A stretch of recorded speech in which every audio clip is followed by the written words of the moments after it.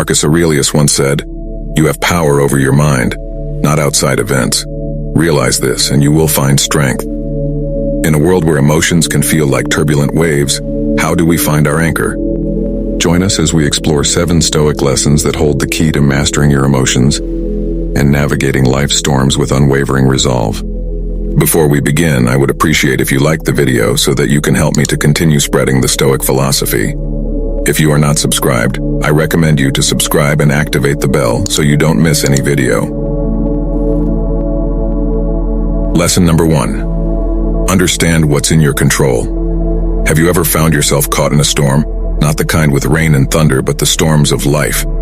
Unexpected events, disappointments, or sudden changes. The Stoics, philosophers from ancient Greece and Rome, have a lesson that feels like an anchor in these storms. The dichotomy of control.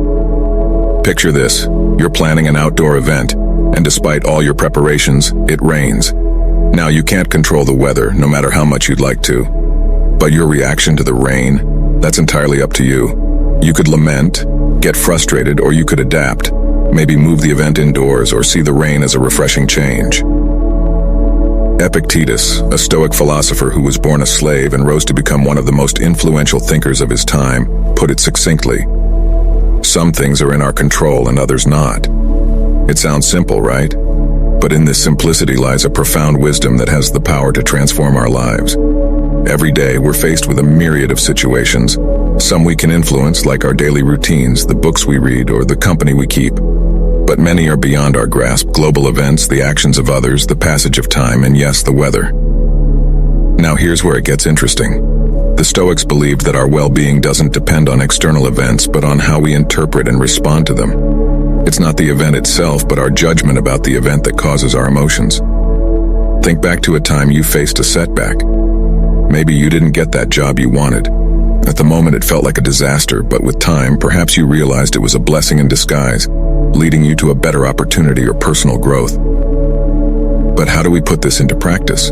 Start by asking yourself, is this something I have control over? If the answer is yes, take action. If the answer is no, then it's an opportunity to practice acceptance and adaptability.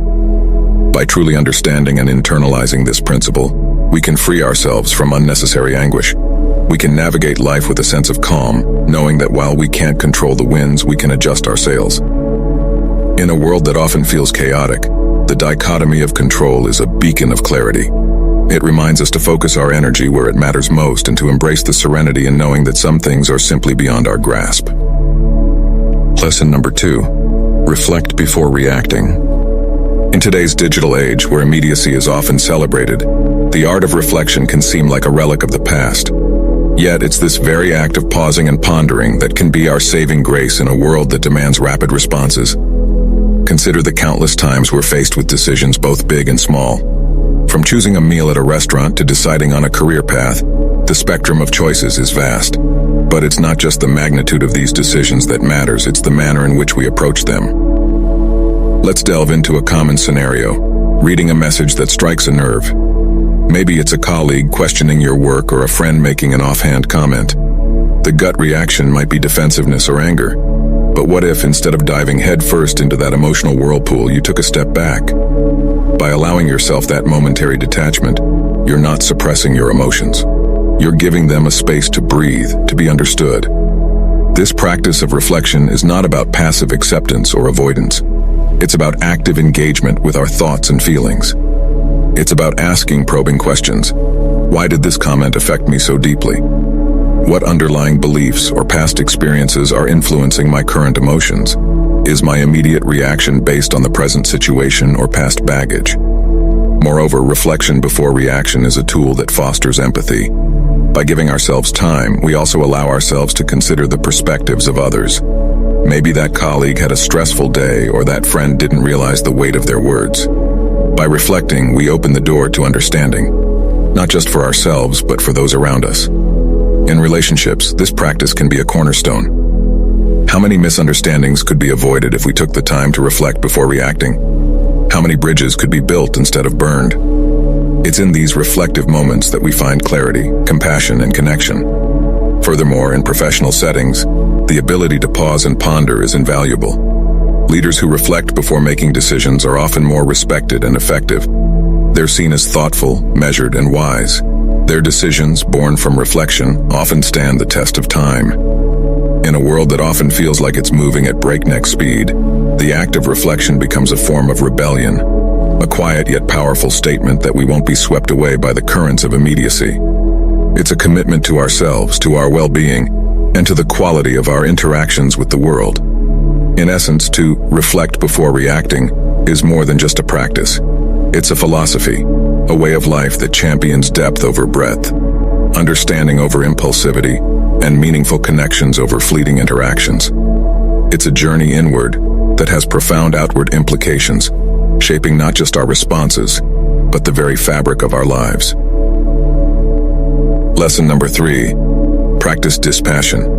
In a world that often feels like an emotional roller coaster, the idea of practicing dispassion might seem out of place. But let's delve deeper into what it truly means and the transformative power it holds.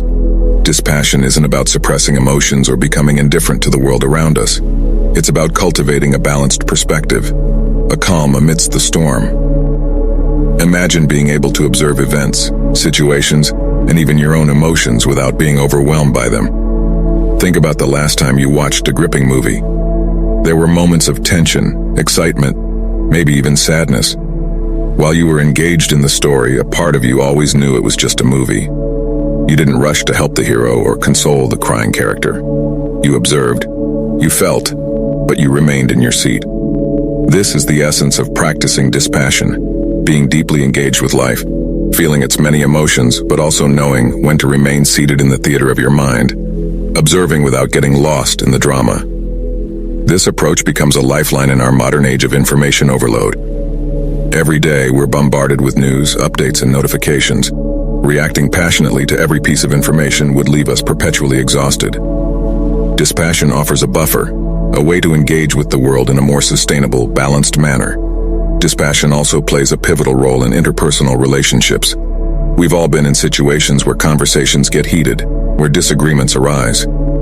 In such moments, practicing dispassion can be the difference between a productive discussion and a damaging argument. It allows us to listen more effectively, to respond rather than react, and to navigate conflicts with understanding and grace. Cultivating dispassion starts with self-awareness, regularly checking in with ourselves, recognizing our emotional triggers, and understanding our patterns creates a space between stimulus and response. In that space lies the freedom to choose our reactions, to act with intention rather than impulse. And while dispassion might sound like detachment from life's joys and pleasures, it actually enhances them. By not being overly attached to outcomes, we can fully immerse ourselves in the journey, savoring each moment without the constant fear of loss or change. Practicing dispassion is about finding equilibrium in an ever-changing world. It's a compass that points to inner peace, guiding us through life's varied terrains with grace. By embracing this practice, we not only enrich our own lives, but also bring a sense of calm and clarity to those around us.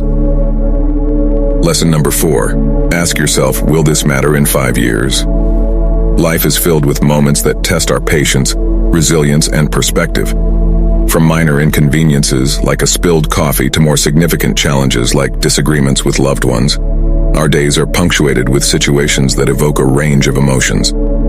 In the heat of the moment, it's easy to get swept up in the immediacy of our feelings. A missed deadline, a critical comment, or a forgotten anniversary can feel like the end of the world. But one powerful question can shift our perspective and bring clarity. Will this matter in 5 years?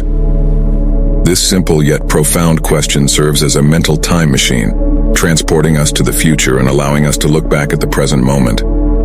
Suddenly, that heated argument or that missed opportunity is seen in a different light.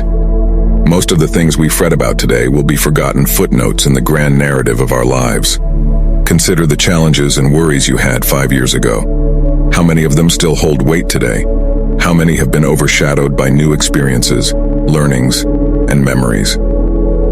This realization can be both humbling and liberating. Using this question as a regular touchstone helps in prioritizing our concerns.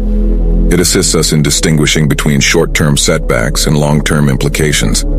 For instance, while a bad day at work might feel overwhelming now, in the grand scheme of things, It's just one day in a career spanning decades. This perspective also fosters